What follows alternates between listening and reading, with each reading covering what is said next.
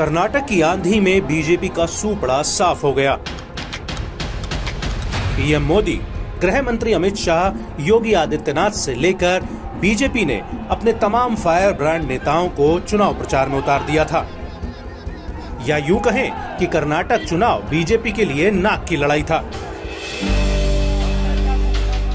लेकिन कांग्रेस की आंधी में बीजेपी का प्रचार हवा में उड़ता नजर आया और कांग्रेस ने कर्नाटक को बीजेपी के हाथों से छीन लिया। अब ऐसे में सवाल उठता है कि आखिर कर्नाटक में बीजेपी हारी क्यों? इस सवाल का जवाब फिलहाल बीजेपी खुद तलाश रही है, लेकिन मोटा मोटी कांग्रेस में बीजेपी की इस हार के 5 कारण बताए जा रहे हैं। इसमें सबसे बड़ा कारण है एंटी इनकम्बेंसी, यानी कि राज्य में बीजेपी के खिलाफ हवा चल रही थी।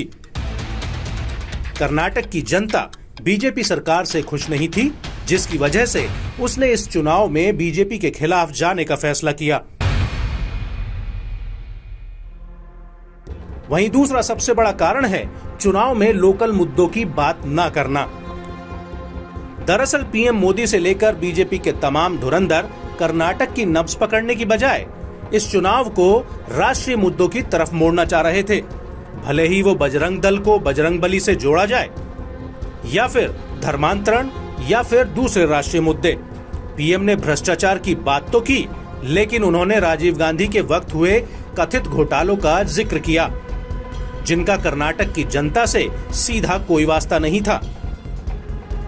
इसके अलावा कर्नाटक में बीजेपी ने बार बार मुस्लिम आरक्षण से लेकर यूनिफॉर्म सिविल कोड जैसे राष्ट्रीय मुद्दों पर जनता को खींचने की कोशिश की, लेकिन जमीनी स्तर पर ऐसा हो नहीं पाया। इसके अलावा बीजेपी के अंदर की उठापटक उसकी लुटिया डुबोने में सबसे आगे रही। दरअसल इस चुनाव में बीजेपी ने अपने कई दिग्गजों का टिकट काट दिया था। इसका सबसे बड़ा उदाहरण जगदीश शेट्टर जैसे दिग्गज नेता थे, जो बीजेपी छोड़कर कांग्रेस में चले गए।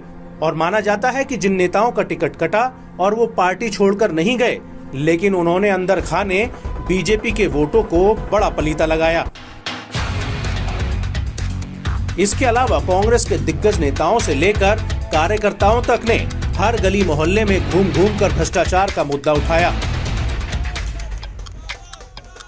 जिसका जीता जागता उदाहरण 40% कमीशन की सरकार है। राहुल से लेकर प्रियंका गांधी ने 40% कमीशन के मुद्दे को अपनी रैलियों में उठाकर जमीनी स्तर पर एक नैरेटिव सेट कर दिया। खुद राहुल गांधी ने बार बार कहा कि पीएम मोदी को पता है कि राज्य में बहुत भ्रष्टाचार हुआ है। वो इसे डबल इंजन की सरकार कहते हैं। वो बताएंगे कि कौन सा इंजन 40% कमीशन ले रहा है।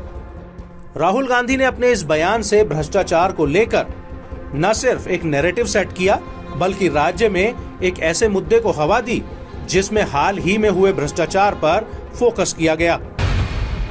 अब बात आती है उस 5वें कारण की, जिसने बीजेपी को सबसे बड़ा झटका दिया। वो है लिंगायत वोट बैंक।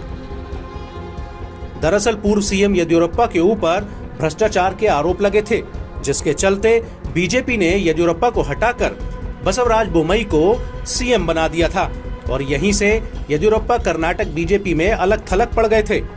येदियुरप्पा खुद लिंगायत समुदाय से आते हैं। हालांकि बीजेपी ने येदियुरप्पा की जगह बोम्मई को दी और बोम्मई भी लिंगायत समुदाय से ही आते हैं, लेकिन बोम्मई लिंगायत समुदाय में उतने लोकप्रिय नहीं है जितने येदियुरप्पा हैं और इसी वजह से इस चुनाव में लिंगायत वोट बीजेपी से दूर चला गया और भाजपा को हार का मुंह देखना पड़ा।